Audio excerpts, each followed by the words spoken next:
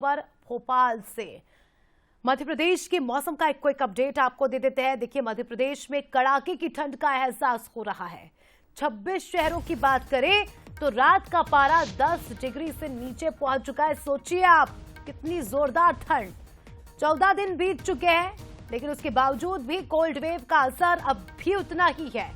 और आने वाले 2 दिन तो सावधान रहिएगा, बच के रहिएगा। आने वाले 2 दिन शीतलहर का हाई अलर्ट मौसम विभाग ने जारी किया है। कहां पर? भोपाल, सीहोर, राजगढ़। इसके अलावा शाजापुर में भी कोल्ड वेव का अलर्ट मौसम विभाग ने जारी किया है। सीहोर, सिवनी, शहडोल में भी कोल्ड वेव चलेंगी।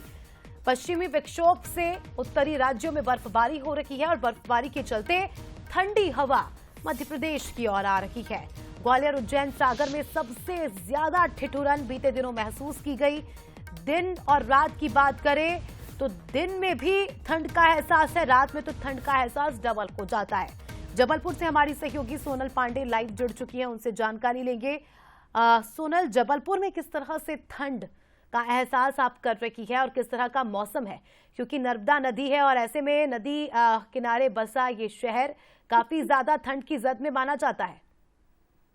कहा जा सकता है कि मध्य प्रदेश के साथ साथ जबलपुर में भी कोल्ड वेव का असर देखने को मिल रहा है और इस कोल्ड वेव का असर न सिर्फ रात को बल्कि दिन में भी देखने को मिल रहा है।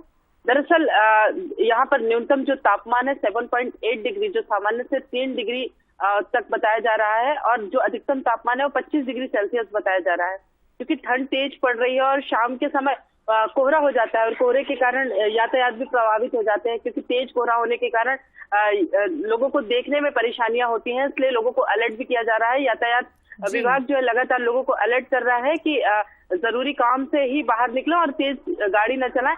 ऐसे में कहा जा सकता है कि डॉक्टर भी लोगों को ठंड में बाहर निकलने के लिए कम सलाह दे रहे हैं, क्योंकि ठंड की वजह से हार्ट अटैक जैसे तमाम बीमारियां जो है सामने देखने को मिल रही हैं।